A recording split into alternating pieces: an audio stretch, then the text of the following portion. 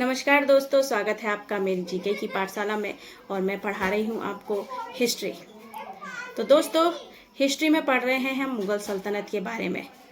और मुग़ल सल्तनत के बारे में हम क्या पढ़ रहे हैं? हम अकबर से रिलेटेड टॉपिक पढ़ रहे हैं।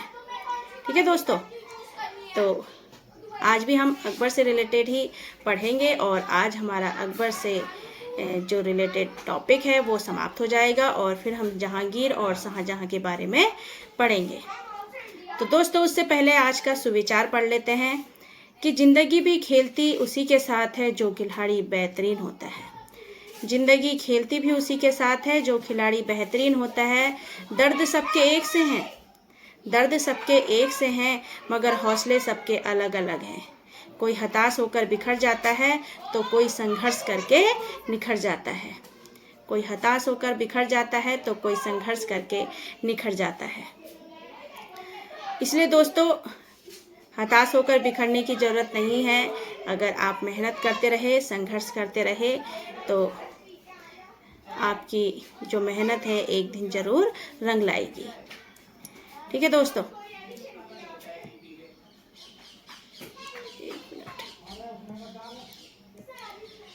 तो दोस्तों, अकबर से रिलेटेड आज हम टॉपिक पढ़ रहे हैं। अकबर के द्वारा एक अनुवाद विभाग की स्थापना की गई। किसकी? अनुवाद विभाग की स्थापना की गई। ठीक है। और अनुवाद विभाग की तो अकबर ने स्थापना की, लेकिन कौन से अनुवाद विभाग की? फारसी में अनुवाद करवाते थे। जितनी भी रचनाएं थी हिंदी में, उनका अकबर ने फारसी में अनुवाद करवाया। लेकिन अकबर ने हिंदी साहित्य का भी बहुत विकास किया। हिंदी साहित्य का भी इन्होंने बहुत ज़्यादा विकास किया। इसलिए अकबर के शासनकाल को हिंदी साहित्य का स्वर्णकाल कहा जाता है। अकबर के शासनकाल को क्या कहा जाता है? हिंदी साहित्य का दोस्तों स्वर्णकाल कहा जाता है। अब दोस्तों, मुगल साम्राज्य की भाषा क्या थी? तो दोस्तों, मुगल साम्राज्य की भाषा जो थी वो थी फारसी। मैंने बताया था ना आपको कि इन्होंने फारसी में ही जो पुस्तकें थी उनका फारसी में अनुवाद करवाया। तो अकबर ने फारसी में इनका अनुवाद करवाया। और कौन कौन सी पुस्तकें थी? तो दोस्तों, अकबर ने बदायूनी के द्वारा सिंहासन बत्तीसी, रामायण, महाभारत, जिसे रज्मनामा भी कहते हैं, ठीक है, रज्मनामा और राजतरंगिणी का फारसी में अनुवाद करवाया बदायूनी के द्वारा अकबर ने। किसका? एक तो सिंहासन बत्तीसी का, ठीक है, दूसरा रामायण का, फिर महाभारत का, राजतरंगिणी का। और इन पुस्तकों का फारसी में अनुवाद करवाया। और पुस्तकें भी हैं, आपको मैं आगे ले जाती हूँ। ये देखिए, अबुल फजल के द्वारा अकबर ने कौन सी? पंचतंत्र का अनुवाद करवाया। और फिर जब इसका फारसी में अनुवाद हो गया पंचतंत्र का, तो इसे क्या नाम दे दिया गया? अनवर ए सादात। मतलब पंचतंत्र का फारसी में क्या नाम रख दिया गया? अनवर ए सादात।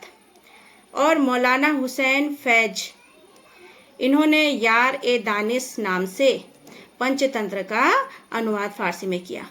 मतलब किस किस से करवाया? एक अबुल फजल से और दूसरा मौलाना हुसैन फैज के द्वारा पंचतंत्र का फारसी में अनुवाद करवाया। ठीक है दोस्तों, और भी हैं, देखते हैं पुस्तकें आगे। तो फैजी ने दमयंती, जो सूरदास की रचना थी, उसका सहेली नाम से फारसी में अनुवाद करवाया फैजी ने। ठीक है, करवाया नहीं, किया। करवाया तो अकबर ने है। तो फैजी ने जो दमयंती थी ना सूरदास की, उसका सहेली नाम से फारसी में अनुवाद किया। ठीक है। और लीलावती, दोस्तों ये पेपर में बहुत आती है लीलावती पुस्तक। तो किससे रिलेटेड है लीलावती? लीलावती गणित से रिलेटेड है। और इसका फारसी में अनुवाद करवाया फैजी से अकबर ने। किससे? फैजी से अनुवाद करवाया। ठीक है। लीलावती ये गणित की पुस्तक है दोस्तों, बहुत प्रसिद्ध पुस्तक है लीलावती। ठीक है। अब इब्राहिम सरहिंदी, इन्होंने क्या किया? इब्राहिम सरहिंदी ने दोस्तों अथर्ववेद का फारसी में अनुवाद किया। किसका? अथर्ववेद का फारसी में अनुवाद किया। देखिए, अथर्ववेद का इन्होंने फारसी में अनुवाद किया इब्राहिम सरहिंदी ने। और अब अबुल फजल ने एक तो अकबरनामा, पंचतंत्र और कालिया दमन का भी फारसी में अनुवाद किया। और अमेरिका की खोज का जिक्र भी अबुल फजल ने किया है। किस किस का किया? एक तो अकबरनामा का, पंचतंत्र का, कालिया दमन का, और अमेरिका की खोज का जिक्र भी अबुल फजल ने किया है। ठीक है दोस्तों। अब अकबर द्वारा की गई साहित्यिक उपाधियां, क्या क्या साहित्यिक उपाधियां दी गई, अकबर ने दी, तो वो थी दोस्तों, अकबर ने भगवान दास को अमीर उल उमरा जो थी वो उपाधि दी। बीरबल को कौन सी उपाधि दी? कवि प्रिय। कौन सी उपाधि? कवि प्रिय की उपाधि दी। नरहरि को महापात्र की उपाधि दी नरहरि को। अब्दुल सम्मद को सीरी कलम की दी। मोहम्मद हुसैन को जड़ी कलम की उपाधि दी। ठीक है।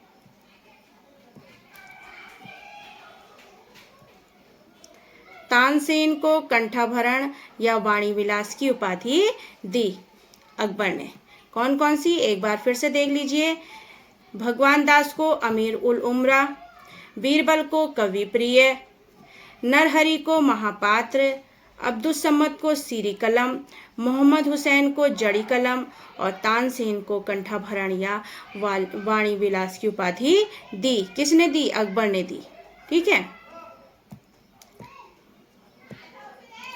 अब दोस्तों अकबर के शासन के समय समकालीन कौन थे? तो दोस्तों अकबर के समय जब अकबर शासन कर रहे थे तो उनके समकालीन जो थे वो थे एलिजाबेथ जो इंग्लैंड से थी, हेनरी चतुर्थ फ्रांस से थे, शाह अब्बास ईरान से थे और बेसिल एविस रूस से थे। एलिजाबेथ कहाँ से थी? इंग्लैंड से थी। ठीक है। हेनरी चतुर्थ फ्रांस से थे, शाह अब्बास ईरान से थे और बेसिल एविस रूस से थे। तो ये सब अकबर के शासन के समय उनके समकालीन थे। ठीक है दोस्तों।